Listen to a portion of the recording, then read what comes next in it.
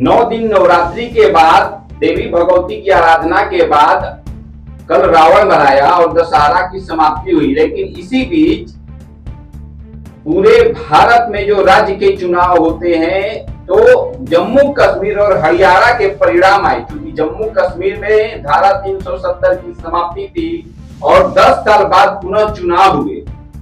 आज हमारे साथ जम्मू कश्मीर और हरियाणा इलेक्शन को लेकर के जो चर्चाएं थी, आज हमारे साथ चर्चा करने के लिए, चूंकि कानून व्यवस्था वहां पे लोगों का मानना था कि बिगड़ा हुआ था।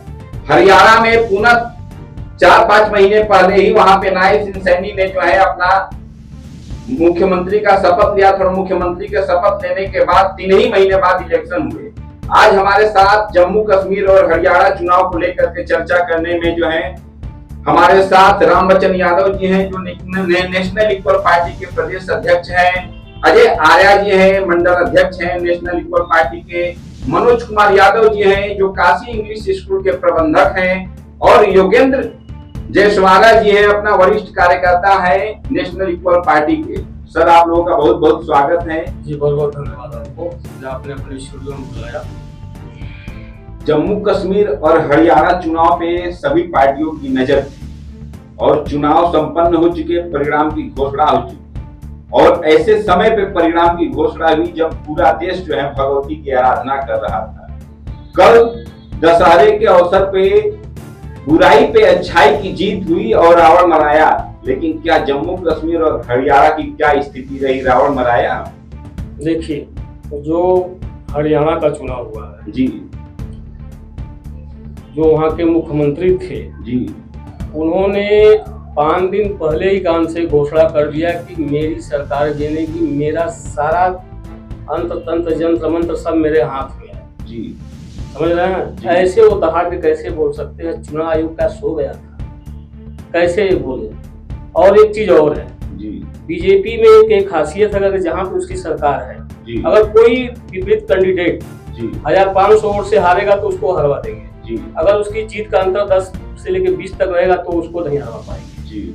ऐसे में ये लोग चाल चलते हैं, बेईमानी करते हैं जी, और तब जाके उन लोगों का सरकार बनती है। और इसमें दो राय नहीं है कि कांग्रेस लोग बेईमानी ना करें। और मुख्यमंत्री जी को ऐसे नहीं बोलना चाहिए कि मेरा सारा सिस्टम मेरे हाथ में, मेरा ही सरकार बनेगी। कैसे आप कर सकते हो? लोकतंत्र प्रजातंत्र का मजाक उड़ा रहे हैं आप। मतलब प्रजातंत्र ही कुछ नहीं है, जो वोट देने वाला है जनता वो कुछ नहीं, सब तंत्र कुल आपके हाथ में है।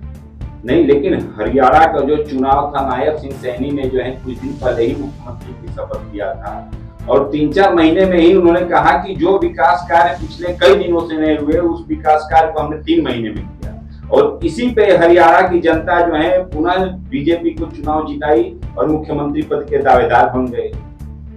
क्या कहना चाहेंगे इस पे? 3 महीने का विकास जो है पिछले 10 साल से भारी पड़ गया। नहीं, 3 महीने का तो विकास नाम का जो ढिढोरा पीटते हैं जी, वो पीटते रहे। कोई विकास नहीं है किसी भी राज्य में। विकास का जो जहाँ जहाँ बीजेपी की सरकार है जी, वहाँ कोई ऐसा काम नहीं हुआ है जो विकास के नाम पे जाना जाए। समझ रहे हैं? तो फिर जो है पार्टी जीती कैसे, किन आधारों पे? मैंने बताया मैं कि जो कैंडिडेट 1500 वोट से हार रहा था, जीत रहा था, उसको हरवा दिया। विपक्ष वाले जैसे कांग्रेस के हुए, जो और भी लोग रहे होंगे जी, तो उनको कहाँ से जबरी शासन का, प्रशासन का प्रयोग करके हराया गया है। अगर आप यही फार्मूला अपनाते हैं तो यही फार्मूला पिछले लोकसभा चुनाव में जाएंगे तो कई ऐसे बीजेपी से हट के प्रत्याशी थे जो अदर पार्टी के थे, वो 500,000, 2,000, 10,000 वोटों से जीते। तो वहां पे बीजेपी का फार्मूला नहीं चला। नहीं सर, हमारी बात सुनिए। नहीं, हम आपकी बात सुन। 4-5 सीट ऐसे थी जो वहाँ कांग्रेस समाजवादी पार्टी का प्रत्याशी जीत रहा था। जी, अभी मैं नाम नहीं बता पा रहा हूँ, मगर 4-5 सीटें ऐसे थी जो समाजवादी का प्रत्याशी जीत रहा था, मगर जीत हार का अंतर बहुत कम था। उन्होंने शासन प्रशासन का काम से उपयोग किया, उनका काम से करके उनको हरवा दिया। लेकिन अभी रेशियो निकालेंगे तो सभी सीटों पे जो थे अपना कहीं ना कहीं अपना आप देखेंगे तो बीजेपी के बाद जो है या तो कांग्रेस लीड कर रही थी, या आईएनसीडी लीड कर रही थी, या आईएनडी लीड कर रही थी, या तो आम आदमी पार्टी के प्रत्याशी लीड कर रहे थे। समाजवादी पार्टी कहां से आ गई? जैसे हम उत्तर प्रदेश की बात बोले हैं, नहीं उत्तर प्रदेश की मैं बात बोला हूँ, जी। जो अगली बार 2024 के लोकसभा चुनाव हुआ जी। था, उस पे मैं ये चीज बोला हूँ जी। और वहाँ का जो हरियाणा का है वो तो देख ही रहे हैं आप। नहीं तो आप यूपी में जो लोकसभा के चुनाव तो पूरे देश में हुए थे, लेकिन यूपी का जो परिणाम है उससे तो आप संतुष्ट हैं? परिणाम से संतुष्ट है, मगर कहाँ से 4-5 कैंडिडेट जो कहाँ से बहुत कम वोटों के अंतर में थे जी और जीत रहे थे, उनको कहाँ से जबरी हरा दिया गया। आपको उदाहरण के तौर पर बता दूं, इसके पहले जो विधानसभा का चुनाव हुआ था, शहर दक्षिणी से दीक्षित जी जीत गए थे। उन्होंने अपना जुलूस नाराबाजी शुरू कर दिया था और उसके बाद 1 घंटे बाद उनको हारने का प्रमाण पत्र दिया गया, उनको हरा दिया गया। अच्छा, तो जब इसी तरह वो कहेंगे कहाँ से कोई बड़ा नेता या कोई मुख्यमंत्री, कोई प्रधानमंत्री जब कहेगा कि सारा यंत्र तंत्र मेरे ही हाथ में है, तो लोकतंत्र और प्रजातंत्र का क्या मतलब? नहीं तो सर, मुख्यमंत्री के हाथ में तो सब तंत्र होते ही हैं, या तो वह पुलिस विभाग हो, गृह मंत्रालय, उसी का हम लोग कहते हैं, उसी का काम से वो फायदा उठा रहे हैं। यूपी में भी नहीं तो वो तो सब पार्टियों के साथ, आपकी भी पार्टी की सरकार आएगी, आपकी भी सत्ता आएगी, तो आप कहेंगे हमारे पास, और मुख्यमंत्री के पास ही कई विभाग होते हैं, गृह मंत्रालय मुख्यमंत्री अपने पास रखता है। इस संज्ञान को चुनाव आयोग को लेना चाहिए। नहीं तो केवल एक राज्य में नहीं, हर राज्य में मैं कहता हूँ, जहाँ जहाँ चुनाव हो, चाहे लोकसभा में चाहे विधानसभा हो, उसको कहा से चुनाव आयोग को इस अफवाह को, शब्द को, जो भी मंत्री या विधायक या चीफ मिनिस्टर बोल रहे हैं, उसको लेना चाहिए कि आप कैसे आप जम्मू कश्मीर में आ जाइए ना, 10 साल से वहाँ चुनाव नहीं हुए थे, पीडीपी के साथ 2014 में जो है बीजेपी का गठबंधन था, बीजेपी जो है वहाँ गठबंधन में महबूबा मुफ्ती को मुख्यमंत्री बनाई, 6 महीने सरकार चली, उसके बाद जो है पुनः सरकार गिर गई। उसके बाद धारा 370 हटने के बाद जो है समीक्षा हुई अपना सभी सीटों की, उसके बाद जो है पुनः जाकर के 24 में अब चुनाव हुए और नतीजे आए, तो वहाँ क्या हुआ? तो वहाँ जो है कांग्रेस गठबंधन में महज 6 सीटों पे ही सिमट गई, जो कांग्रेस सत्ता में आने के लिए लालाई थी कि वहां पे मैं आऊंगा और पूर्ण बहुमत के जो 370 हटाने की बात थी, अपना झूठे लॉलीपॉप दिया गया था, अपना झूठा लॉलीपॉप था, जो 370 जो धारा होती है वह केंद्र सरकार हटा सकती है, क्योंकि वह केंद्र सरकार के अधीन है, तो आप झूठे लॉलीपॉप क्यों दिए हुए? देखिए, झूठे लॉलीपॉप नहीं दिए, जो उनका घोषणा पत्र था।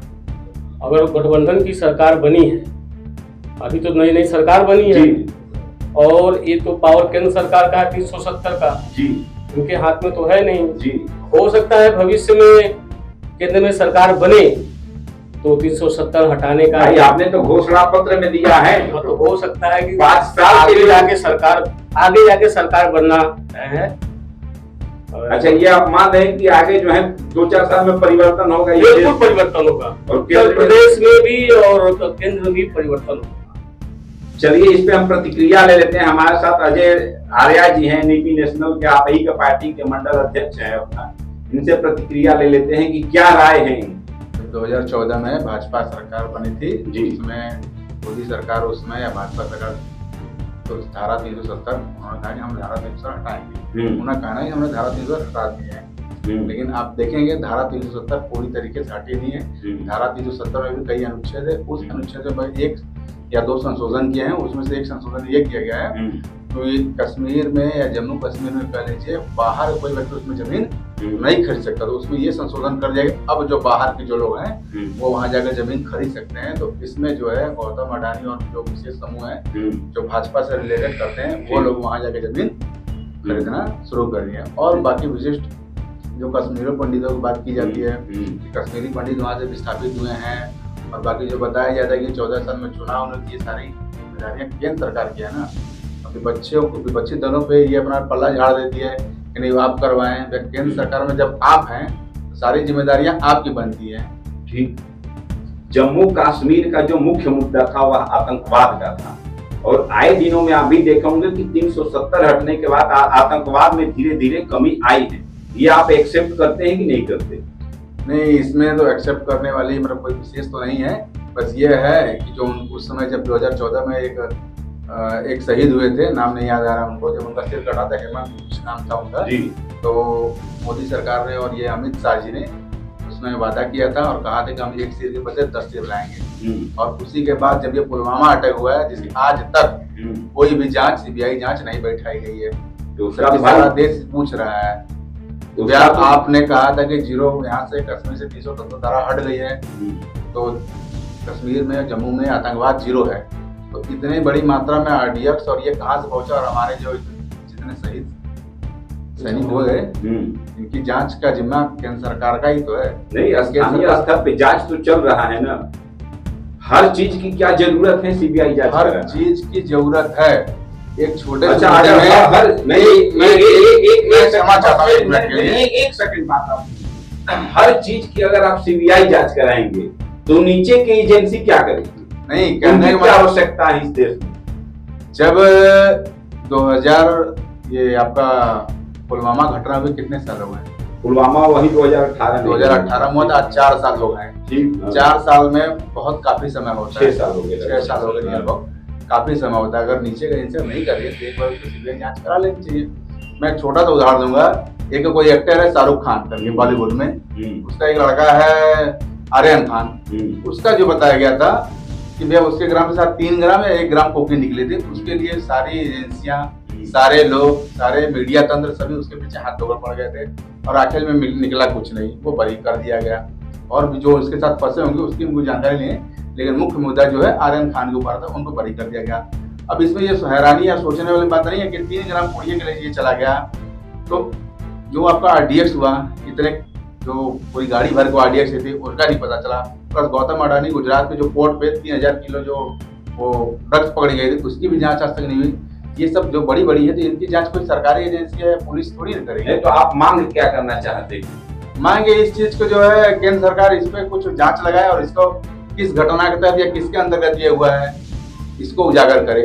देश जानना चाहिए। हम पुलवामा की आपने चर्चा किया। पुलवामा के बाद आपको बता दें कि कुछ ही दिन बाद एयर स्ट्राइक करके उन्होंने बदला लिया था।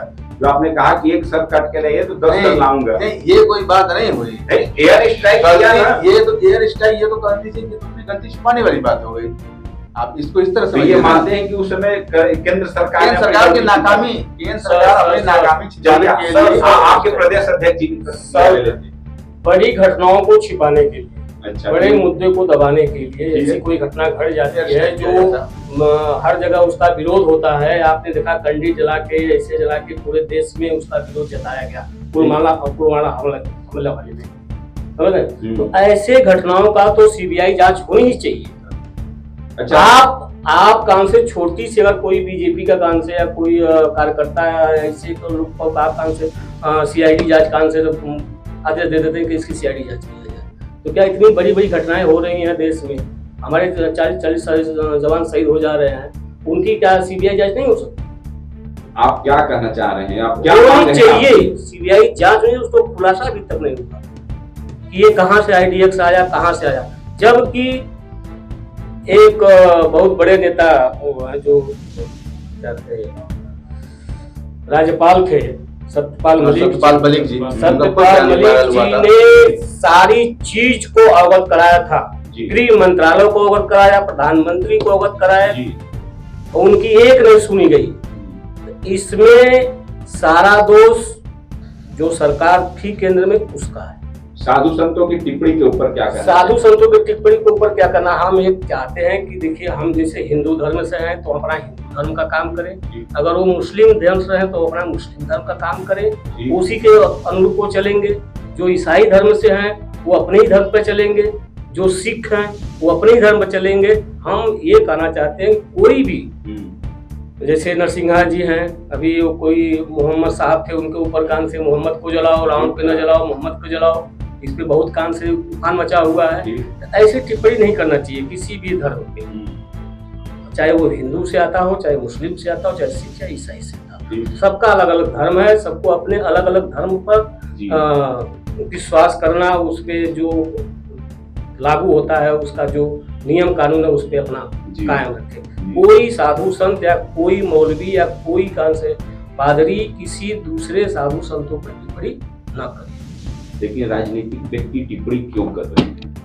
देखिए, राजनीति की अलग चीज है। आप भी अपने हिंदू धर्म से एक संत हैं, वो भी अपने ईसाई धर्म से एक संत। आप ये मानते हैं कि आपके प्रदेश के मुख्यमंत्री भी संत है?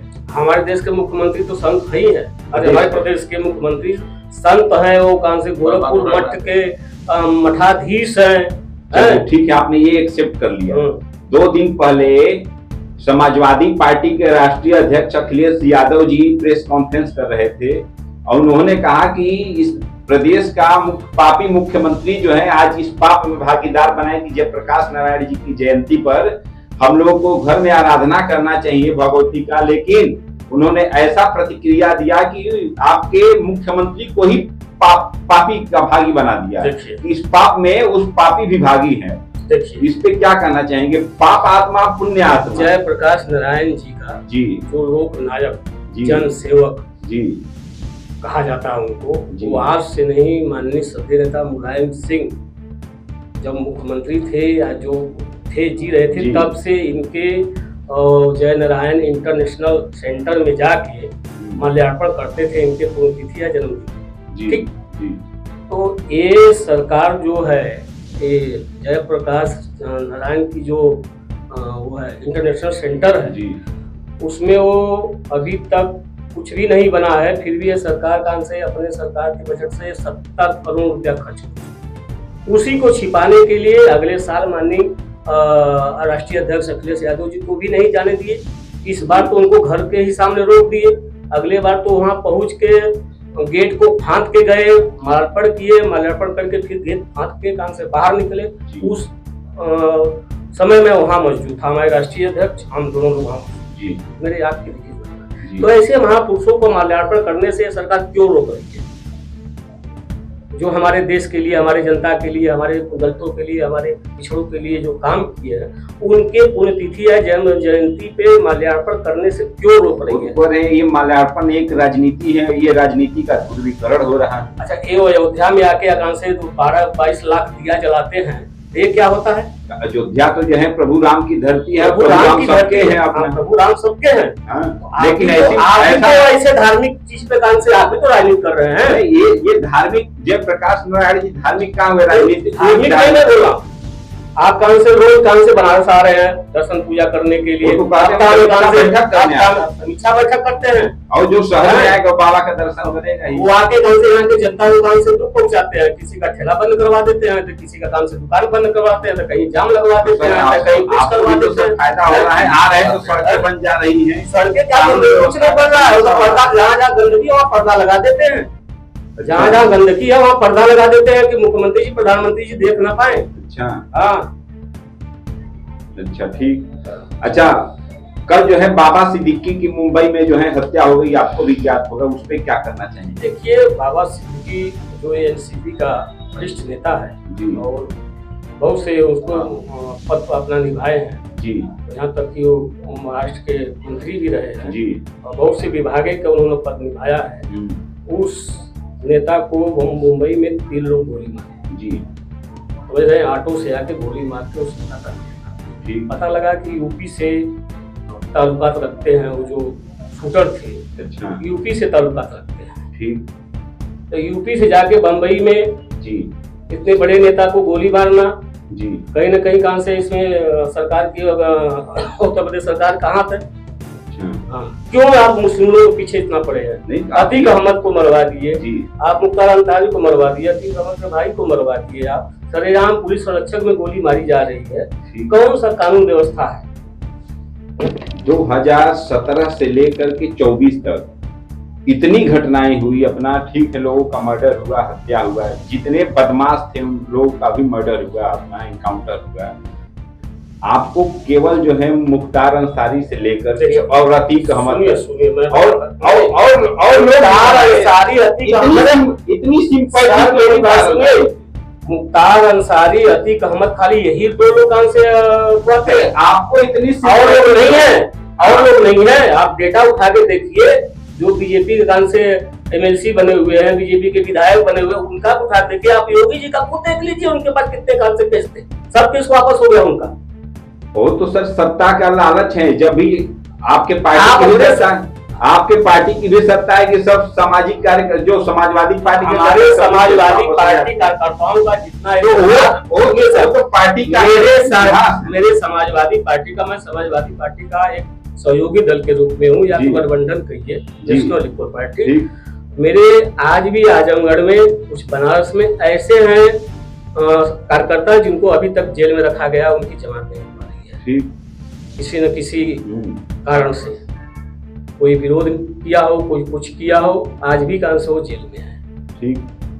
तो ये सरकार एक जाति विशेष पे इतना क्यों काम से प्रेशर बना के है? जो आप कह रहे हैं कि बड़े बड़े बदमाशों को काउंटर कर दिए गए, उसमें आप देखिए कि सर कानून व्यवस्था यूपी का बता रहा है, आप भी चैन और सुकून से जी रहे होंगे यूपी में, मुझे लगता है। कैसे हम जी रहे? जब हमारे देवी देवता सुकून से नहीं है तो हम कैसे सुकून से रहे? देवी देवता आपके सुकून से है? नहीं, हमारे देवी देवते के काम से मंदिर में चोरी हो जा रहा है, अभी तक उसका काम से पर्दाफाश नहीं हुआ।